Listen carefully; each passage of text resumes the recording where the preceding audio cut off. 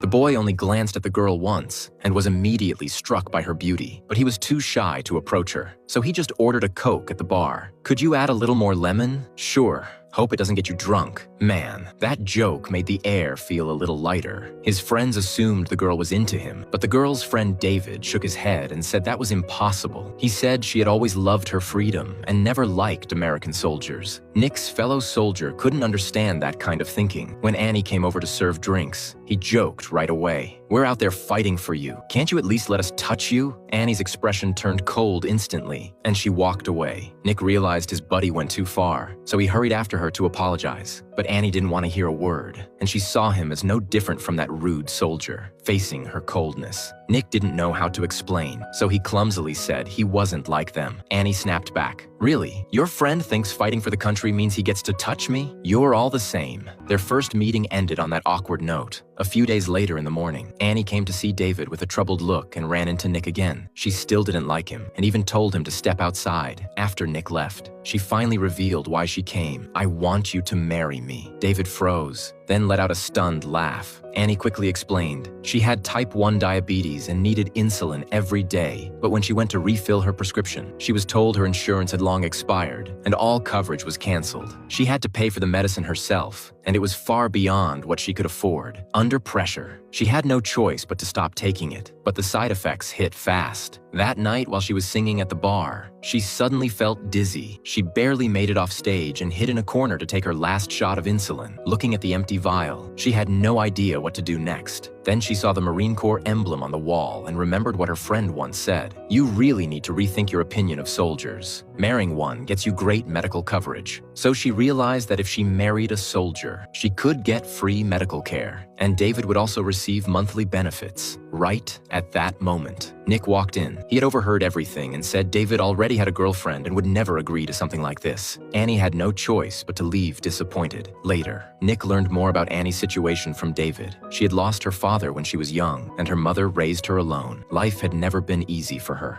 After hearing all that, Nick felt sympathy for her, and maybe something even harder to explain. The third time they met, Nick was the one who offered to help. He said once he came back from deployment, they would get divorced. But until then, they had to be extremely careful. They couldn't let anyone suspect it was a fake marriage, yet still had to act like a real couple, or they could get into serious trouble. The next day, Nick showed up downstairs in full uniform to take her to register the marriage and take their wedding photos. But Annie was dressed casually. "No way, we're taking photos. You need to dress up." She ignored him, so he followed her upstairs to make sure she changed. When Annie walked out with her makeup done, her fresh look made Nick stare for a few seconds. Soon, they arrived at the church.